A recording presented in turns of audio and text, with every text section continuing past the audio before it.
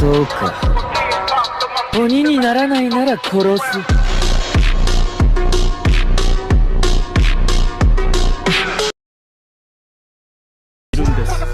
ご報告に参りました、無惨様。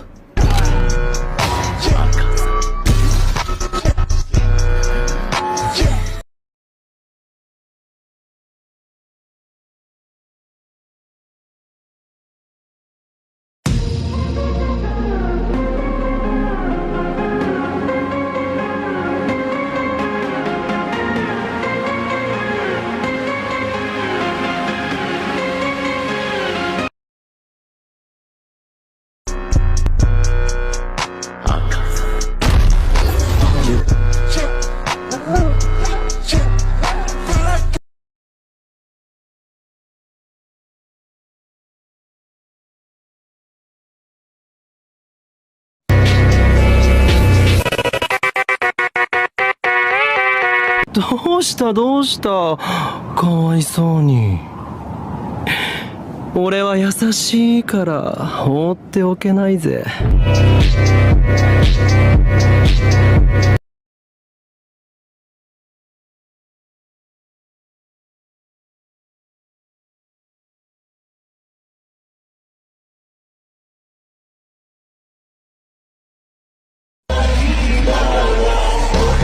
どうしたどうした。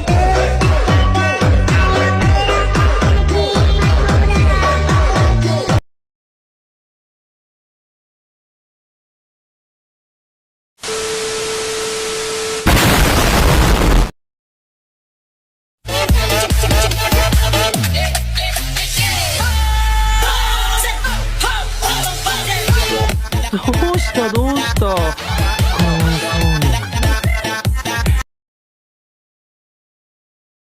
Yeah. Sometimes I get so mad, there's no controlling me. My thoughts get so bad, I'm like, I might grab a bat, I don't know, my wrath, my Empire, laughing all the way to the bank.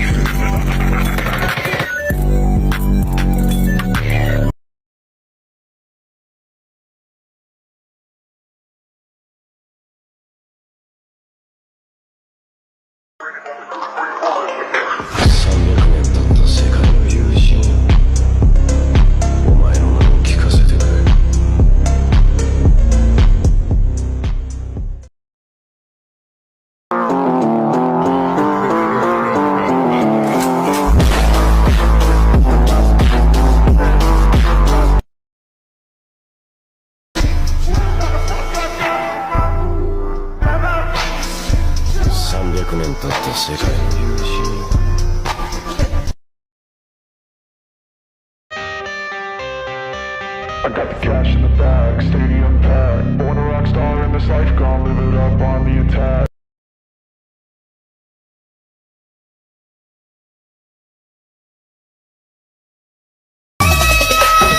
Nobody could not it, nobody rock your body could not it, go pop pop pop pop pop, go pop pop pop pop, go pop pop pop pop pop, go pop pop pop pop, go pop pop pop pop pop, go pop pop pop pop, go pop pop pop pop pop, go pop pop pop pop, go pop pop pop pop.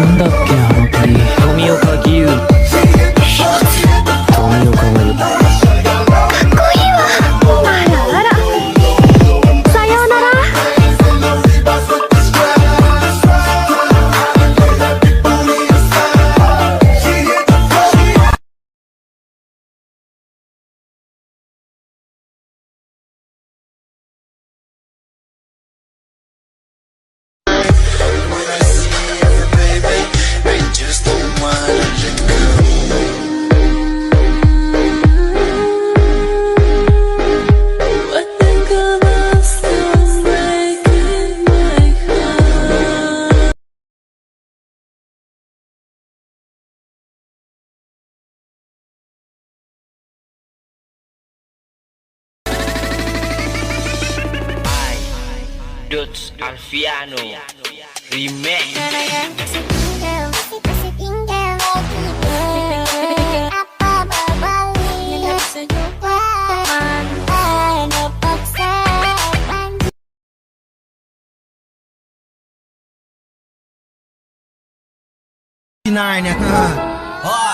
LB saying go na na na, go na na na, go na na, go na na, go remix, go na na na, go na na na.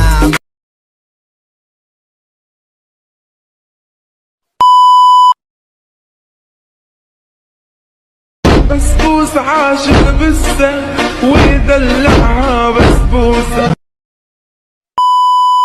Du solide, y'a du bon, du mauvais, Marseille c'est la folie. Ah ouais, la rue.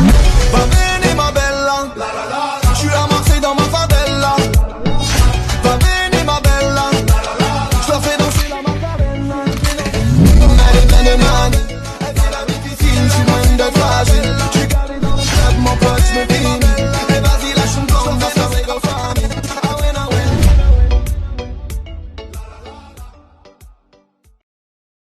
This is all. I'm tired of wishing I was stitching. 虫の呼吸蝶の舞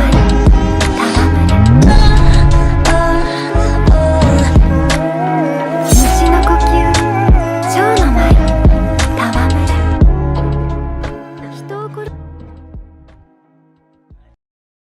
富岡さんのこれは揺れた予感だ世界にだんだん揺れた予感だ世界にだんだんもう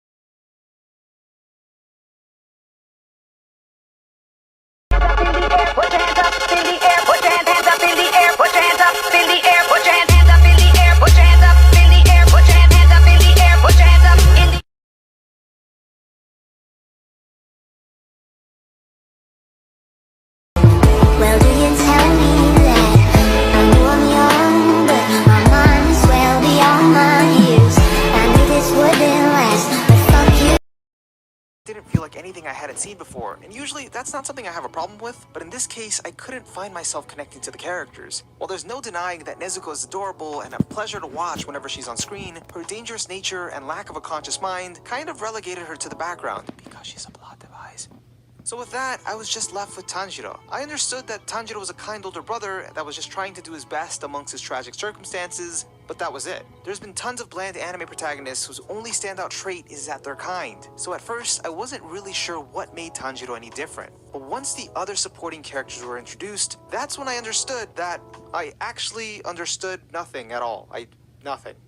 What sets Tanjiro apart is that his kindness truly feels authentic, but this is most accentuated by his interactions with Zenitsu and Inosuke, specifically in the episode where they go to the Wisteria Inn together. This is the first time in the series that you can see Tanjiro have a moment of levity and just be himself around other people outside of his family. And almost naturally, Tanjiro fits right in as the balance between these two crazy, lovable idiots, and the dynamic that they form is truly a blast to watch. Even though Tanjiro spends most of the time reprimanding them and keeping them in line, he never actually gets mad at them. In a way, he treats them like they're his younger siblings. One of the best examples of this is when Inosuke brazenly takes Tanjiro's food and eats it in front of him, and Tanjiro's response is to gladly offer him the rest. It's in this moment that you can see that there's a certain warmth and generosity in the way Tanjiro treats them that can only be defined as that of an older brother. This is when I realized how much being an older brother defines Tanjiro's character and his kind disposition. From early on in life, he learned, as most older siblings do, that it's not just about what he wanted, but about looking after his family, setting an example for his younger siblings, and being a second parent when his father wasn't around anymore. Having to play this role molded Tanjiro to develop a sense of duty, sacrifice, and conformity. Being there for his younger siblings became his responsibility. So imagine how it felt when he failed to be there, stripped of the chance to even lift a finger to protect his family. The weight on his shoulders must have felt unbearable, to the point that it would have driven any sane person over the edge, to be consumed by despair and eventually filled with hate for the one who did it. But somehow, Tanjiro is able to retain his sense of self, his gentle compassion.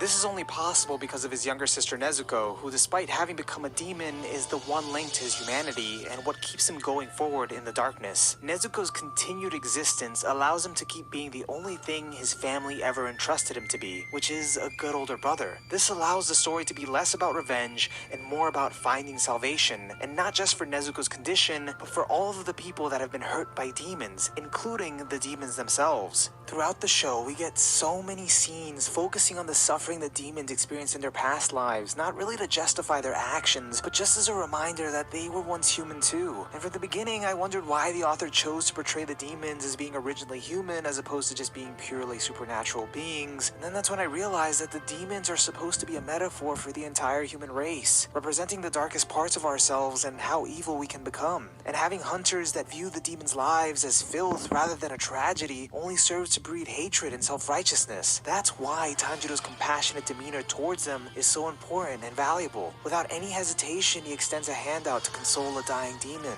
The truth Demon Slayer is trying to get at is that the most powerful weapon one can wield is not a blade that can destroy demons, but rather kindness. After all, it goes to great lengths to show us that we're all just one bad day away from becoming demons too, as we saw with the demon Kogai, who really just wanted someone to appreciate his writing, or with demon Rui, who just wanted to apologize to his parents. In the show's eyes, real demons don't actually exist because the demons are us. What greater enemy is there than humanity itself? The point that it's trying to make is that kindness requires looking past your own personal grief and misfortune in order to extend your hand out to those that are suffering. Because in life, suffering is common. We all suffer. That's why the cruelest thing you can do is inflict suffering on someone else, knowing that you yourself are a victim to it. And the mark of true kindness comes in alleviating someone's suffering in spite of your own, even if for just a moment. Because none of us can escape suffering, but that doesn't strip us of the capacity of helping each other through it, giving each other hope, or just letting each other know that we belong. Kindness is the most powerful weapon, but at the same time the most difficult to wield when emotions like hate and selfishness come so easily. Villainizing and justifying is just another excuse, but to try to understand one another, that takes strength. Strength that Tanjiro had to gain. At the start, Urokudaki calls him slow and indecisive because he's too kind. It's not kindness, it's softness. Softness is innate. we're all born soft. Kindness, on the other hand, is a choice that can only be seen in our actions. At the start, Tanjiro's just a boy filled with desperation to save his sister, but doesn't know what he has to sacrifice to make that happen. Later, when he becomes a man in Sabito's eyes, he still bears the same compassion, but this time he has resolve. Resolve is a distinguishing factor between a victim and a warrior. He still possesses that same kindness of an older brother that came from a warm family, but now he can actually do something with it. Meaning that no matter how kind-hearted he is, or how much he doesn't like to hurt others, he'll clench his fist and bravely charge forward to protect what he believes is right, while still never letting himself believe he's above his opponent's suffering. That takes strength. That's kindness. Part of being the oldest sibling is often being the unsung hero in the family. Without much of a choice, you bear the brunt of your parents' expectations so that the younger ones can be free to live their lives the way they want. However, you learn to embrace it because getting to see your siblings grow and live a life that they chose is worth the cost. That's why for all the other siblings he failed, Tanjiro will do anything to make sure Nezuko gets a chance to choose her path in life, even if it costs him his. Because that's just what it means to be an older brother. You look out for your family regardless if you ever get a thank you. Your thank you is their well-being. Being the youngest in my family, it wasn't until I was able to see myself in Inosuke and Zenitsu that I was able to appreciate Tanjiro's selfless nature. And the fact that he was so understanding of other people's hardships without ever making it about his own really reminded me of the times my older siblings have gone out of their way for me without as much as a complaint, even though I never really understood it. It's easy to go through life taking kindness for granted because receiving it is easy. Giving it requires effort. How much effort? Well, what I've learned from Tanjiro and the demons he's faced is that the greatest gift you can give to someone isn't really a grand gesture, but just